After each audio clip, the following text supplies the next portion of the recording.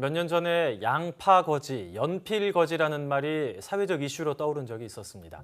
마트에서 무료로 제공한 물건을 일부 손님들이 마구 집어가면서 생긴 말이었는데요. 네, 우리 주변에서도 공용이라는 말이 붙으면 내 것보다 소중히 여기지 않는 경우를 쉽게 볼 수 있죠. 나 하나쯤이야 하는 마음으로 책임감 없는 행동을 하는 사람들도 많은데요. 오늘 생각연구소에서는 책임감 없는 사회 속에 만연한 우리의 심리에 대해서 알아보겠습니다. 연세대학교 심리학과 이동규 교수와 함께합니다. 안녕하십니까? 네, 안녕하세요. 책임감 없는 사회에 대해서 이야기를 하려고 하는데 교수님은 책임감 있는 시민이라고 생각을 하십니까? 늘 이렇게 어려운 질문을 하시는군요. 네. 제 자신은 뭐 그냥 가능하면 책임감 있게 행동하려고 하고요. 한 가지 기준은 남이 보느냐 보지 않느냐. 그럴 경우에도 일관된 행동을 할 수 있는가? 그게 하나의 기준이 될 수 있을 것 같습니다. 맞아요. 남이 보이지 않는 데서도 책임감 있는 행동을 하기는 좀 쉽지 않은 그렇지, 것 같습니다. 아무래도.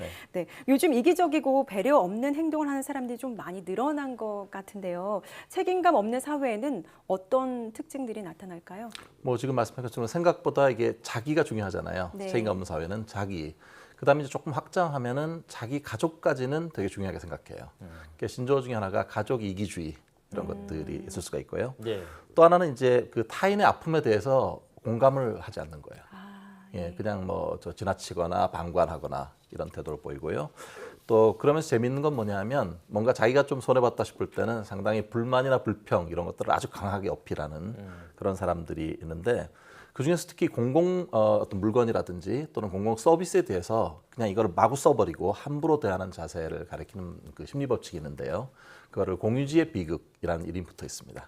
공유지의 비극이라고 말씀을 해주셨는데 이게 어떤 심리 용어인지 화면으로 조금 더 자세하게 한번 만나볼까요? 네. 공유지에서 양을 잘 키워보자. 그냥 지금 바닥에 풀이 많이 없어졌네요. 그렇죠. 여기가 공유지인데 이 공유지의 풀이 다 없어져서 결국은 망하게 됐다. 다 같이 피해를 입게 됐다. 뭐 이런 이야기인 것 같은데요. 네, 제가 설명드릴 게 별로 없는 것 같은데요. 예. 예. 1968년에 그 학술지인 사이언스지의 한 논문이 공유지의 비극이라는 이름으로 올라왔어요. 네. 근데 그 내용 지금 말씀하신 것처럼 뭔가 이게 이제 무료로 공동 목초지를 만들어 놓으니까 예. 각자 자기 양을 데리고 나왔고 이거를 이제 방목을 한 거죠. 그래서 풀을 뜯어먹다 보니까 나중에 풀이 하나도 남지 않는 거예요. 그러니까 무료로 모든 사람을 위해서 이걸 열어놨더니 나중에 황폐화되었다 이런 얘기인데요. 개인의 사리사욕을 극대화하게 되면은 결국은 이 전체 공동체 전체가 파괴될 수도 있다. 이런 거를 말하는 그런 이론입니다. 그러니까 생각해 보면 남들 다 사용하는데 나만 안 사용하면 나만 손해야 이런 생각이 있을 수가 있고요. 그렇죠. 또 나 하나쯤이야 아까 말씀하셨지만 책임감 자체가 분산되기 때문에 이런 현상이 일어납니다.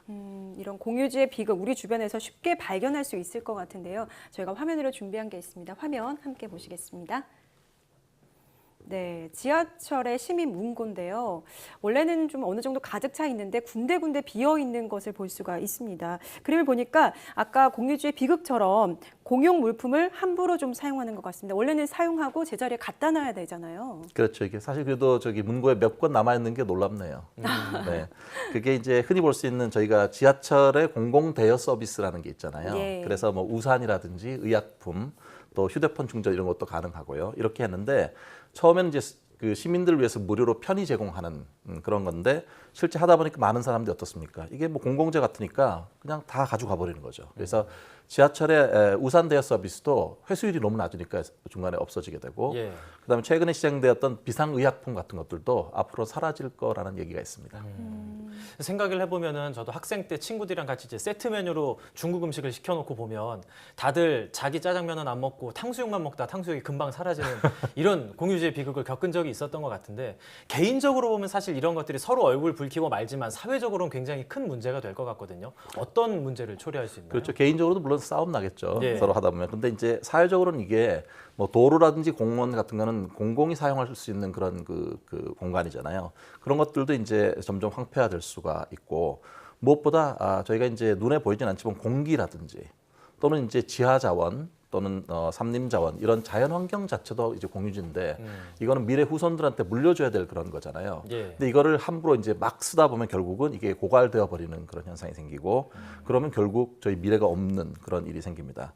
어떤 사람들은 다 사라지기 전에 빨리 나라도 써야 되겠다 이런 생각을 하는 분이 있는데요. 그러다 보면 급속도로 자원이 고갈되는 그런 재앙을 맞이할 수도 있습니다. 그렇군요. 저희가 또 다른 예시를 준비했거든요. 화면 함께 보시겠습니다.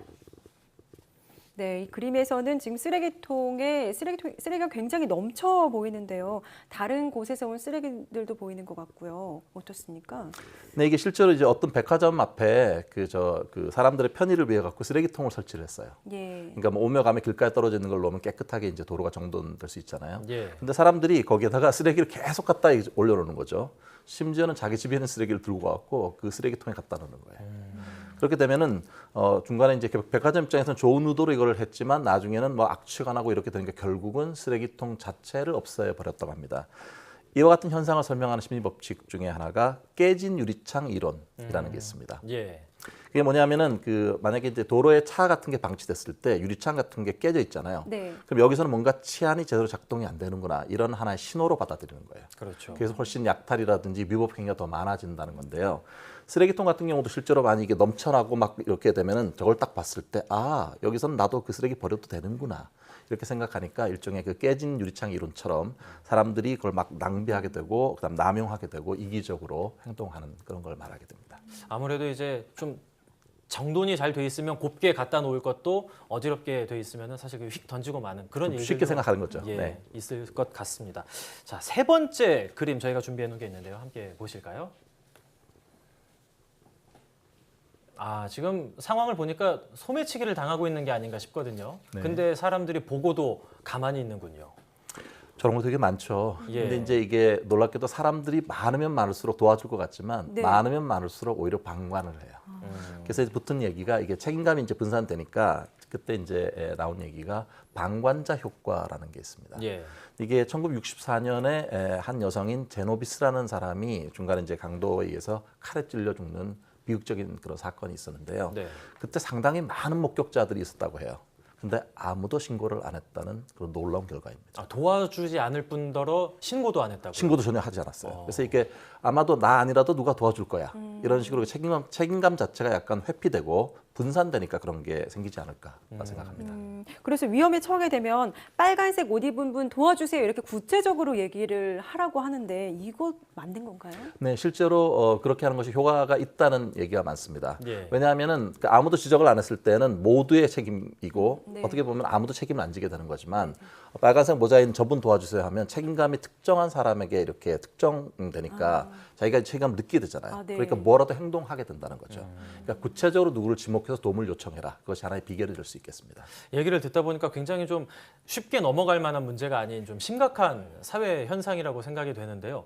근데 이게 사실 아까 말씀을 해주신 것처럼 남들이 다 저렇게 하는데 나도 손해보기 전에 나라도 이렇게 해야겠다 이런 생각이 인간적으로 들 것 같거든요. 어떻게 해야 이런 사회가 안 좋아지는 걸 좀 막을 수 있을까요? 글쎄요, 참 어려운 문제인데요. 특히 이제 점점 더 이렇게 사람들이 복잡한 사회를 사니까 자기 손해 보지 않으려는 그런 게 되게 많잖아요. 네. 근데 이제 나도 피해자가 될 수 있다라고 하는 걸 생각해야 돼요. 늘 그러니까 다른 사람만 얘기하는 거 아니고요. 두 번째는 또 뭐냐면 많은 사람들이 패배주의적으로 생각하는 것 같아요. 뭐 나 하나 한다고 뭐가 달라지겠어 이런 패배주의 생각이 있는데 예. 나 하나부터 시작하는 것이 사회의 어떤 문화를 바꿀 수 있는 중요한 첫걸음이라는 거를 얘기를 하고 싶고요. 그래서 결국은 나보다 우리 의식이라고 하는 걸로 다시 돌아가야 할 그런 시점이 아닐까 생각합니다. 그럼 책임감 있는 사회를 만들기 위해서 우리가 또 사회가 할 수 있는 일은 어떤 것들이 있을까요? 예, 특히 저 두 분 앵커분처럼 이렇게 방송이나 언론 이런 분들이 많은 좋은 일을 하고 계신데 좀 더 좋은 사건 자체가 좋진 않겠지만 네. 좀 좋은 일을 많이 보도했으면 좋겠어요. 너무 안 좋은 것만 자꾸 하니까 사람들이 뭐 다 저렇잖아 이렇게 생각하니까 좋은 거를 보여주고 각자 노력할 수 있는 사회를 만들 수 있으면 좋겠습니다. 저희도 좋은 뉴스를 많이 전할 수 있도록 노력을 하겠습니다. 네. 네, 지금까지 생각연구소 연세대학교 심리학과 이동기 교수와 함께했습니다. 오늘 감사합니다. 네, 감사합니다.